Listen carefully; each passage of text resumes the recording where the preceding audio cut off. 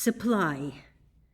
Some years ago, a Christian Science lecturer made this startling statement from the platform: "It is a sin to be poor." Shortly after this, a prominent Christian Scientist said to me, "There is no sense in so much lack among scientists when they know what they do about the science of supply." And again, another Christian Scientist, whose experience and quality of thought was much above the average, made this pointed declaration: "Insufficient supply is a disease, as much so as insufficient health." These statements challenged my orthodox way of thinking. Unconsciously, like many others, I was holding to the old belief that a deprivation of wealth often developed worthy traits of character. I was holding to the thought that poverty and lack were virtues, when in reality, poverty and lack are sin. I soon found that the average thought in regard to supply was very feeble thinking. Like myself, nearly all Christian Scientists were walking into or with the currents of mortal mind when it came to the demonstration of their supply. The results of our thinking. We, as Christian Scientists, are entering this new age fully aware that we cannot escape the results of our own thinking. If we think in or with the currents of mortal mind, we receive the results of such thinking. And when we think with our God-endowed dominion, we experience God's ever-present supply.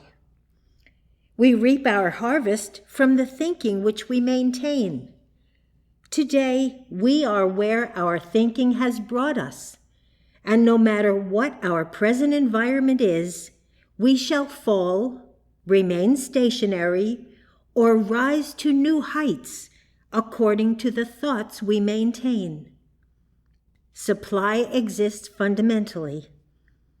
The whole world knows that supply is vital to the well-being of mankind. As Christian Scientists, we understand that fundamentally our supply already exists. We understand that the science that demonstrates health is the same science that demonstrates supply. We are taught that every human heart can have its rightful need supplied, whether that need is a child of promise, like Isaac, St. John, and Jesus, or the need of loaves and fishes, or the need of tax money. Supply is mental. We who understand something of Christian Science believe that the science of supply exists, is established, and is as workable as is the science of mathematics.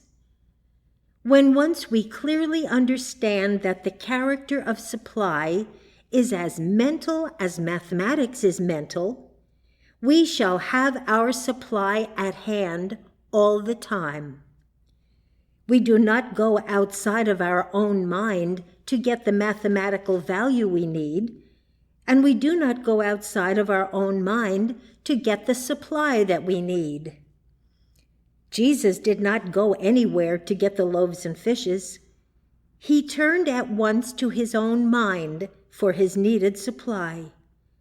Jesus knew that loaves and fishes were purely mental. They were thought forms or forms of thought.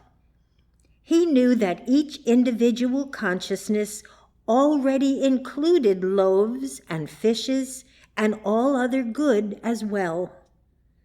Jesus proved in this demonstration that we already are the infinite supply that God is being. Everything in consciousness. Everything of which we have been conscious, and everything that we ever shall be conscious of, even now, makes up our consciousness. There is nothing external to or apart from our consciousness. Our supply is purely mental, and consists of infinite divine ideas in our consciousness. These divine ideas are perfect and established and make up our individual consciousness throughout eternity. Infinite good is the all of each of us. Infinite good is the all of each of us, just as the qualities of the sun are the all of each individual ray of light. The Father said to the prodigal, that is, the prodigal's own mind said to the prodigal, "Son, thou art ever with your own infinite mind, and all that your own infinite mind is you." To be one with our own Father mind is to be mind's presence, is to be the infinite good which appears to us as all things.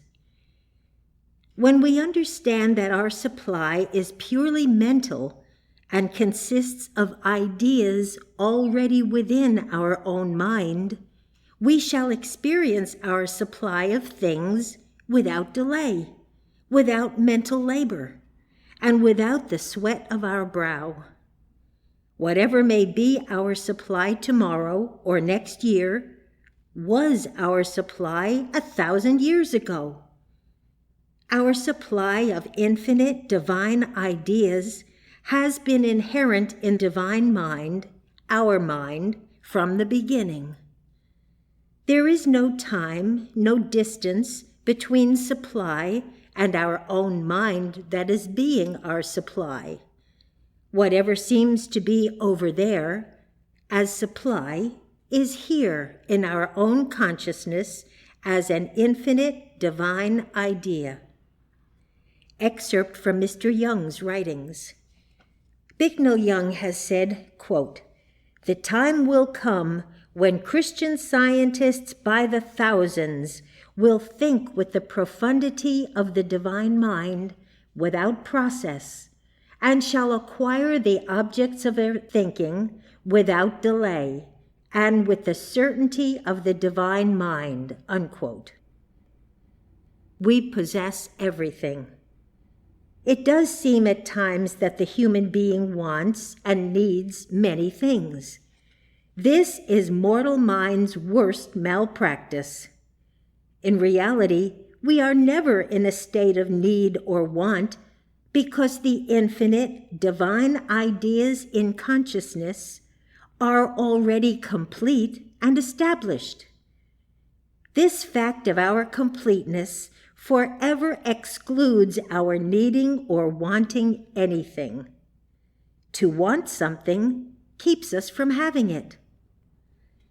Since we already possess the infinitude of divine ideas in our consciousness, we cannot at the same time need or desire anything.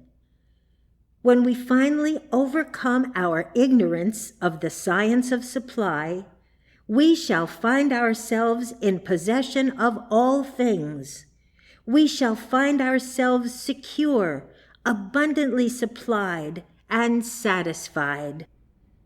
Many are saying at this time, as soon as the war is over, we shall have automobiles and gasoline and tires and sugar and many other things. But why should we wait until the war is over? The 5,000 could have been fed later in the day, but Jesus saw no need of waiting. Jesus knew that everyone in that company of 5,000 already possessed loaves and fishes, as well as all other divine ideas that very instant, by way of reflection. Jesus understood that supply was mental and eternally present as divine ideas in consciousness. Like the science of mathematics, the science of supply was a mental operation to Jesus, and by exercising this science, the loaves and fishes were at hand. Establish the sense of supply. Mrs. Eddy admonishes us to, quote, "Establish the scientific sense of health, and you relieve the oppressed organ," unquote. Science and Health, page 373, line 22.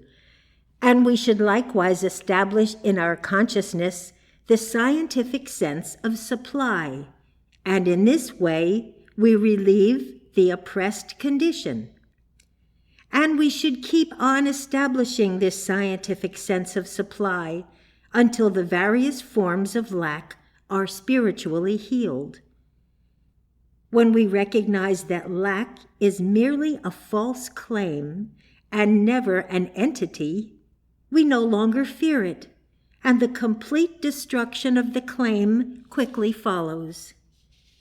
Supply is purely mental, and when we displace the sense of lack in our consciousness with the true sense of supply, this sense of supply which we entertain will manifest in our human consciousness.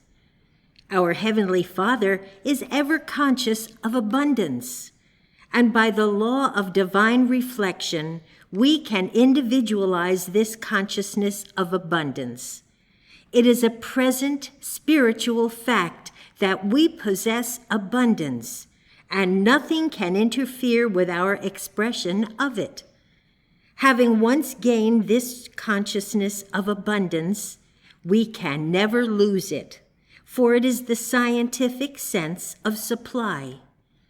Wherever we go, we take it with us, and should everything that makes up our present human sense of supply be temporarily swept away, our scientific sense of supply still remains undisturbed and will manifest itself. The harvest is mental. Mrs. Eddy has told us that, quote, Jesus required neither cycles of time nor thought in order to mature fitness for perfection and its possibilities. He said that the kingdom of heaven is here and is included in mind, that while ye say, there are yet 4 months, and then cometh the harvest, I say, look up, not down, for your fields are already white for the harvest, and gather the harvest by mental, not material processes. Unquote. Unity of Good, page 11, line 24.